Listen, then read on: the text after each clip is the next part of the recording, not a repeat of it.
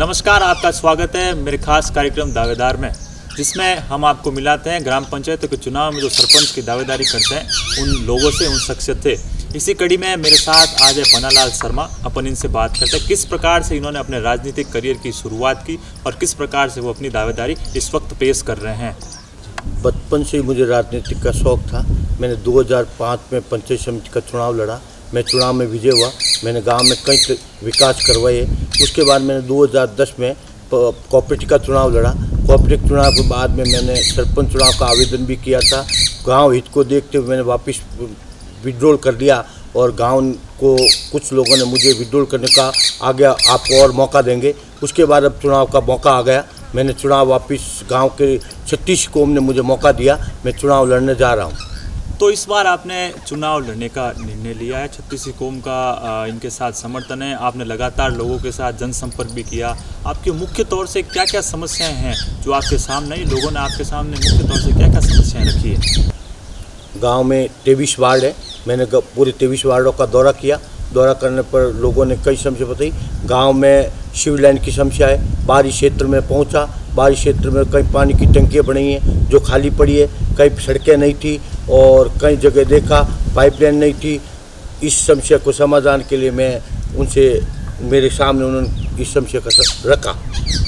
जैसा कि आपने बताया, आपने क्षेत्र के जो 23 वार्ड है उनका दौरा किया और जो लोगों ने मुख्य तौर से जो मूलभूत सुविधाएं हैं उनका अभाव भी जताकर आपके सामने समस्याएं रखी। तो आप किस प्रकार से उन समस्याओं के समाधान करने के लिए जुटेंगे और जनता को क्या संदेश देना चाहेंगे और किस किस क्षेत्र में जो मुख्य समस्या है उसका आप समाधान करेंगे?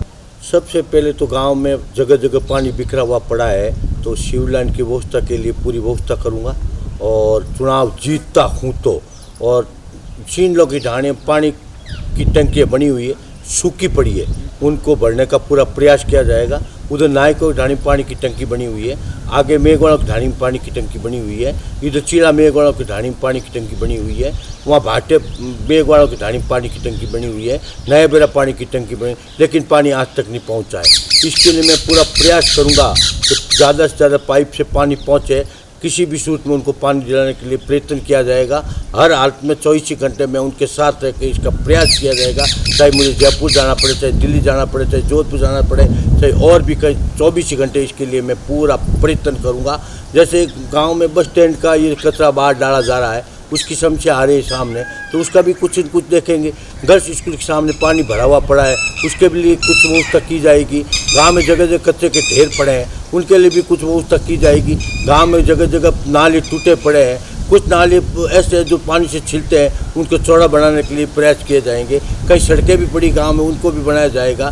कई जगह और भी कोई काम है वो पूरे प्रयत्न करके मैं करूँगा। मुख्य तौर से गाँव में यदि देखें तो चाहे शिक्षा हो, चिकित्सा हो या रोजगार हो, इनके लिए विशेष तौर से प्रयास किए जाने चाहिए जिससे आम जनता को इसका लाभ मिले। तो अगर आप सरपंच बनते हैं तो इनके लिए आप क्या करने वाले हैं जिससे जो गांव की जनता है उसको रोजगार मिले, बेहतर युवाओं को जो है नई पीढ़ी को शिक्षा मिले और स्वास्थ्य व्यवस्था उत्तम हो? मुख्य तौर से रोजगार को लेकर आप क्या करने वाले हैं जिससे ग्राम की जो जनता है उसको रोजगार आसानी से प्राप्त हो सके?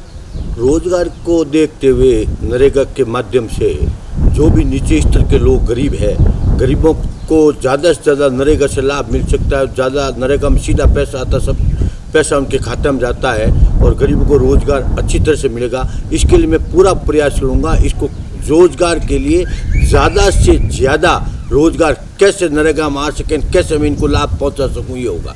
शिक्षा के लिए जो भी मेरे से होगा ग्राम पंचायत से बनने के बाद में, जो भी मैं माध्यम से जो भी बजट की आह्वान के अनुसार चलेगा, उसके लिए मैं शिक्षा को बढ़ावा देने के लिए बजट पंचायत से उपलब्ध करवाऊँगा ज़्यादा से ज़्यादा। शिक्षा के लिए भी है तो ऐसे शिक्षा हॉस्पिटल तिवरी में अभी है और जोधपुर नज़दीक है कुछ, और कुछ ऐसे होगा तो उसको बढ़ने को उसको भी मैं ज़्यादा से ज़्यादा करूँगा। सबसे ज़्यादा मैं गरीबों का ध्यान रखते हैं। जो गरीब लोग हैं उनके लिए, जो वाकई में वो हकदार है, उनके लिए मैं बहुत ही ज़्यादा प्रयत्न करके उनको लाभान्वित करूँगा। मेरा आखिरी सवाल आपसे रहेगा कि ऐसा आप क्या करेंगे और ग्रामीण से क्या अपील करेंगे जिसकी वजह से गांव की जनता आपको चुनकर पंचायत में भेजा? इस बार सरपंच का ताज है जो आप पर सजे, आप गांव वालों से क्या अपील करना चाहेंगे? मैं अगर सरपंच बन गया तो गांव के अधूरे कार्य पूरे करूंगा और गांव का हर व्यक्ति सरपंच रहेगा और गांव का हर व्यक्ति, मैं गांव में रहने वाला हूं, 24 ही घंटे सुबह से शाम तक गांव को सेवा करूंगा। किसी की सुख दुख में रात को मेरे को 10-11 बजे भी फ़ोन करेंगे, रात को 2 बजे फ़ोन करेंगे, मेरी वित्त गाड़ी लेके उनके घर पहुंचूंगा, उनके सुख दुख में मैं साथ रहूंगा। कभी उनको ये पता नहीं चलेगा कि आगे गांव में सरपंच कोई बड़ा इस तरीके की सेवा करता था जैसी मैं सेवा करूंगा, और गांव का हर व्यक्ति सरपंच माना जाएगा। ये मेरा काम देख ले। तो ये थे मेरे साथ पन्नालाल शर्मा, जो इस बार सरपंच पद की तिगड़ी से दावेदारी कर रहे हैं, जिन्होंने अपना जो एजेंडा है, जो वादे हैं, वो जनता के सामने किए। अब ये तो देखने वाली ही बात होगी कि जो आगामी 10 तारीख है, सरपंच का ताज किसके सर पर सस्ता है।